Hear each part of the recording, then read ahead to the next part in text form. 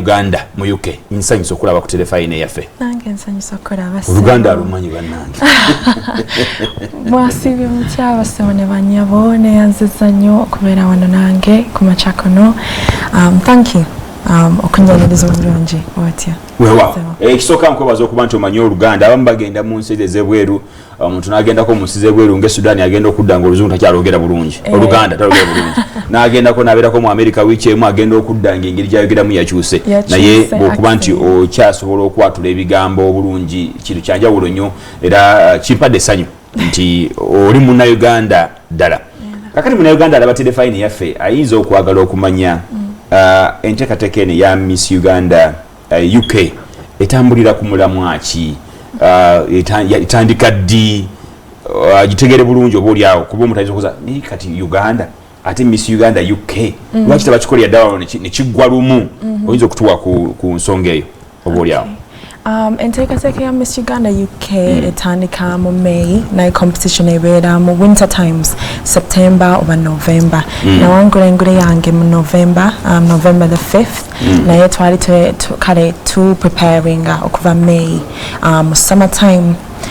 Enteekateeka eno kale yensonga lwaki tulina Miss Uganda UK kubanga tulina abaana bannayuganda nabo baagala babeere nga representinga ensi yaabwe baagala nnyo okukomawo wano okubeera nga kale balina kye bawa abaana ba wano oba abantu baffe aba wano kye bayize eri ne bakireeta wano kale okulakulanya eggwanga lyaffe. So ekigendero ekikulu ekya Miss Uganda UK kwekulaba nti bannayuganda abawangalira mu Bungereza basigala balina that identity nti bannayuganda ate mu ngeri y'emu n'okulaba engeri gye bayinza okukomawo eno okufuna platform okubaako kye bayongera ku bannayuganda abali wano.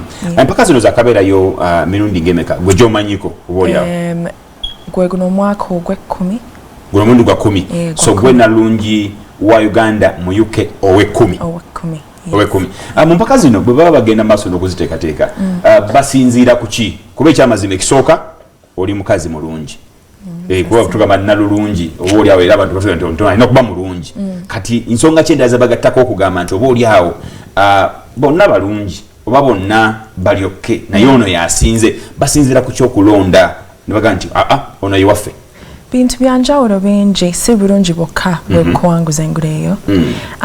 Oyina okubeera nga kale oyina platform yo gy'oyagala oku-advocatingira okitegeera ki ky'oyagala okukola ng'owangudde engule eyo ki ky'ogenda okukola ate mu process eyo nga tonnaba nagiwangula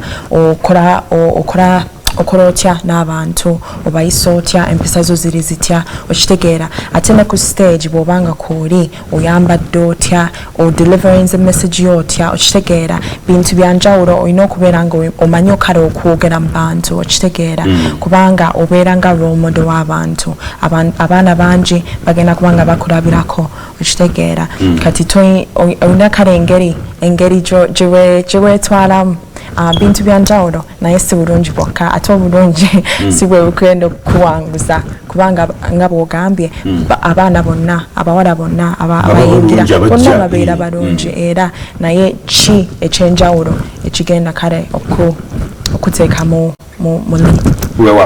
tubadde bulungi miramwa emikulu ko basinziira nga balonda n'otuwa n'ensonga lwaki oba oliawo enteekateeka eno ebirayo eya Miss Uganda UK ne munnayuganda ayinza okwagala katono nnyo gwe nga Vanessa omuntu ayagala okumanya Vanessa ono naddamba UK agendayo ddi UK akola ki UK bazadde be ali nabo eri oba bali eno katono nnyo sokudoka brief ko tugende maaso kubanya ekibuzo kyakyendeetaawo.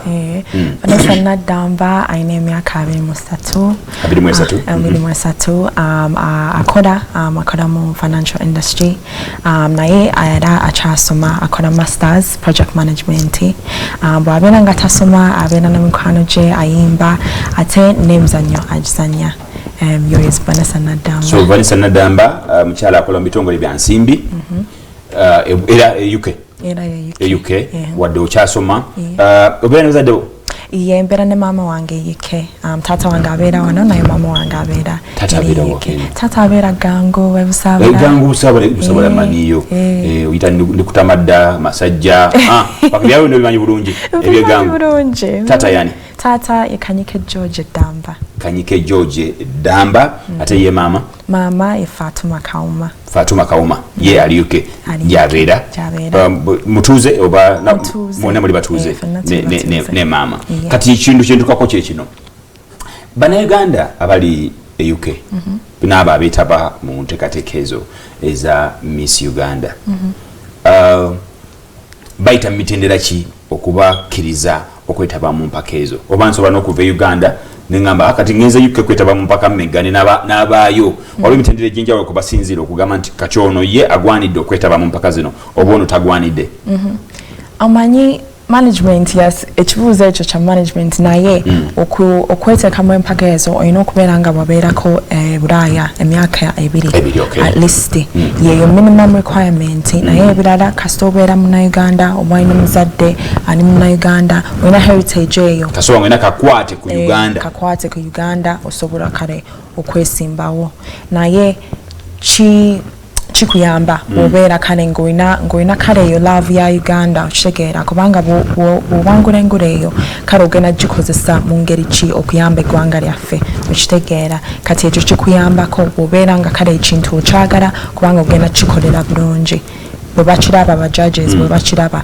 kikuyamba nnyo gwe ng'omuntu ng'ogenda okwesimbawo mu birowoozo bye mwalimu ki nti zino empaka ngenda kuzeetabamu kubanga otononya ssente already okola okusoma osoma already mama wo ali UK oba oli awo ntasobola okulabirira kano omuntu yeebuuza nti neddala kiki ekyakuleeta nekiga nti kanyingire mu mpaka zino nkole kino na kino biki ebyo ebikulu ddala ebyakuteeka mu mpaka zino obeera olumirirwa ggwanga lyo kubanga nabeerako wano nagenda Gayaza Junior School nasomera wano navaawo nengenda mu 2010 nengenda n'ensomero eyo e Bulaaya kati bye nayigayo kale education curriculum yaffe yanjawulo nnyo okuva kye basomesa eri kati bwe nakomawo nga kale njagala njigirize ku baana abawano bakola eri ate bisobola bayamba okulaakulanya nga bakuze nga banoonya emirimu kubanga yeeyo problem emu gyetulina wano mu Uganda abaana basoma ate basoma bulungi naye tebasobola kufuna kale emirimu egyo gye basomeredde